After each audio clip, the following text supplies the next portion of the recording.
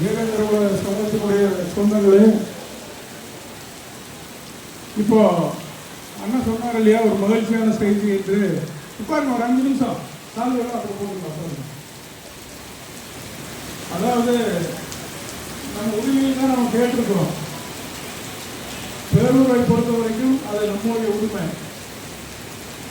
பேரூரில் எந்த கட்சி ஆட்சிக்கு இருந்தாலும் பரவாயில்ல, ஆனால் நம்முடைய சமுதாயத்தில் இருக்கிற ஒருத்தர் தான் அந்த கோயிலினுடைய தலைவராக வர வேண்டும் என்று நான் கேட்கிறேன்.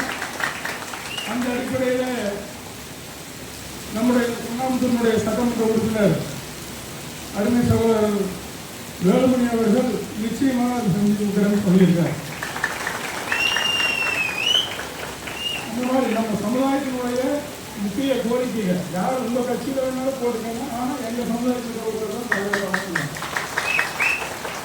அதே மாதிரி மண்டபத்தினுடைய பணிக்கு உதவிகளையும் செய்து கொடுக்குறேன் என்று சொன்னார்கள். அது உங்கள் எல்லாத்துக்கு முன்னாடி அவர் வந்து சொல்லணும்னு எதிர்பார்த்து அவருடைய சவால் வரேன்றாரு. வந்தாருன்னா இப்போ உங்களுக்கு முன்னாடியே உறுதி கொடுப்பார். ஏன்னா நாங்கள் ஏதோ சும்மா சொல்லி போகிறதில்ல.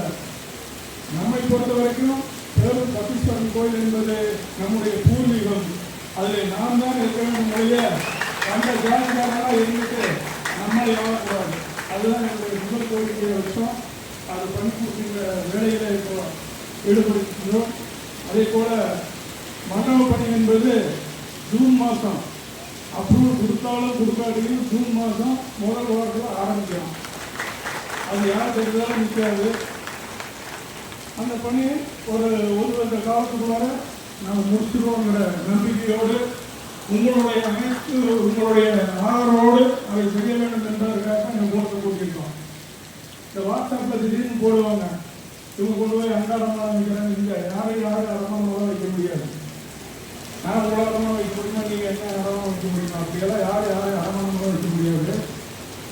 வேலை இல்லாத 2 பேர் செய்கிறது வாட்ஸ்அப்பில். இந்த வேலையை கழிக்கிறதுக்கான வேலை.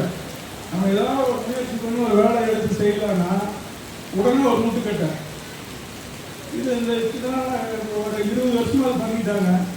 இனி இப்போ ஏதோ கட்டிடுவாங்களாம் இந்த பயத்தில் திரும்ப அந்த வேலையை செய்து கொண்டிருக்கிறார்கள். ஆகவே எதை பற்றியும் நீங்கள் கவலைப்பட வேண்டாம். என்றைக்கும் நான் உங்களுடைய உற்ற தோழனாக, சகோதரனாக, உங்கள் வீட்டில் ஒருவனாக கூட்ட நேரத்துக்கு நான் உங்களை தேடி வருவேன். அதுதான் என்னுடைய பணி. இனி நம்முடைய மண்டபம் கட்டுவதற்கான வேலைகளை நீங்கள் அனைவரும் இவர்களோடு சேர்ந்து கைகோர்த்து நிற்க வேண்டும் என்று கேட்டு என்னுடைய உரையை நிறைவு செய்கிறேன்.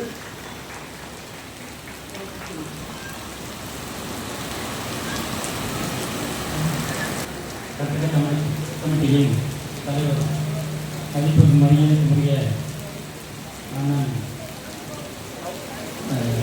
ஆனந்தன் அவர்களே, செயலாளர் அவர்களே, அசோக் பொன்னாடி அவர்களே, அனைத்து பட்டக்காரர் அவர்களே, புரியகுளம் தலைவர் அறிவுடன் அவர்களே மற்றும் அனைத்து சமுதாய அனைத்து ஊர்களின் பண்ணாடிகளே, தோழர்களே, நண்பர்களே, தாய்மார்களே, உங்கள் அனைவருக்கும் எனக்கு பணிவான வணக்கம்.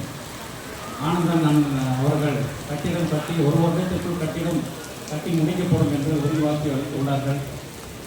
செயலாளர் அவர்கள் அதற்கான பணிகள் எப்படி இருக்கும் என்று விளக்கமாக கூறிவிட்டார்கள். 3ஆவதாக உள்ளது பொருளாதாரம்.